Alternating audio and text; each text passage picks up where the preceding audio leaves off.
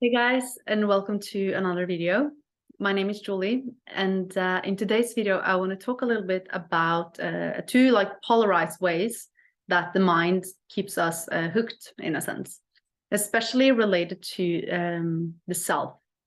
And on one side, we have the ego enforcement, like the self-enforcement.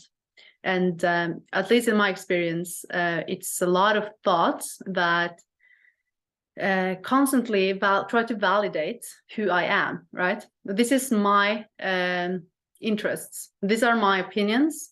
These are my preferences, and these are my relationships.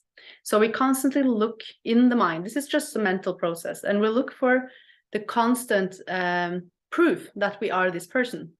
And the ego is constantly trying to create a persona, constantly trying to affirm this identity. And it's sort of like a self-protection, because without that we don't know what we are, right? And we lose control, and it's the sense of surrender that we are so terrified of, even though there's nothing really dangerous there. So we constantly go around and create this identity, and we look for it everywhere, in the things we do, in the people we're around. And it is really, at least it was for me, a really tiresome process. It took a lot of energy and effort to constantly look for and improve myself, try to be someone, try to solidify myself, right? This is me, right? And I could feel that there was something inauthentic about it, but I couldn't point it out. I couldn't find where I couldn't find the stone in the shoe. I couldn't find where the problem was. It was just something that was constantly there and felt inauthentic, until I realized that I'm not my thoughts. Okay. So you have that on the one side. And I think most people are in that state in the world today. I can't say for sure, but I would assume that most people they believe they are their thoughts, and they look for evidence and proof that, oh, this is me, this proves who I am, and okay, I can relax because now I know who I am, right? And that's what keeps us suffering. But we think it will liberate us if we just fix the self. If we know who we are, then then life is good. But it is actually what traps us, right? Because we can't really control life, and we're not that fixed either, because different thoughts and different experiences is constantly changing our sense of self too. And especially when we grow up, though, even though we might be more, I would say, set when we're older. And these differ from person to person too. Some people never feel comfortable in the ego identity self, and other people feel like that's who they really are, right? And on the other side, we have the ego denial. And that's usually when we step upon spirituality.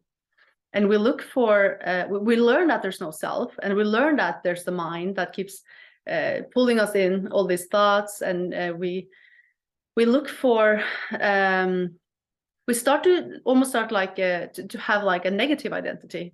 I'm nothing, right? I don't exist. I'm it's almost like a disassociated feeling. And it's really also a sense of ego, in a sense, or a sense of mind. Okay, so it's still a story, and it's still a sense of trying to achieve something.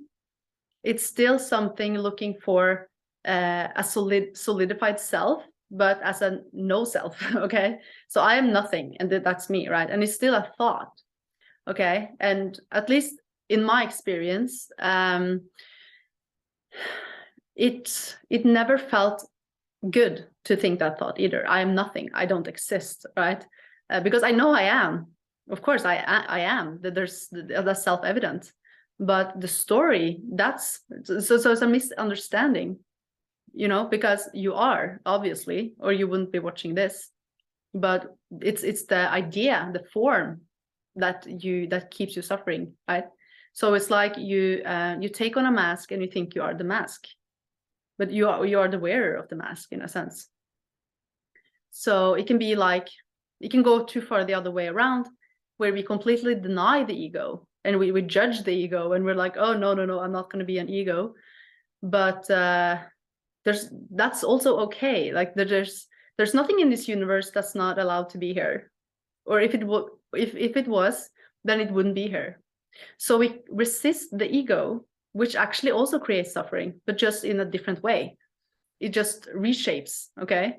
So the ego, I would say, these are my words, and I don't know if it resonates with you, and other people, teachers or psychologists even might use these words in a different way.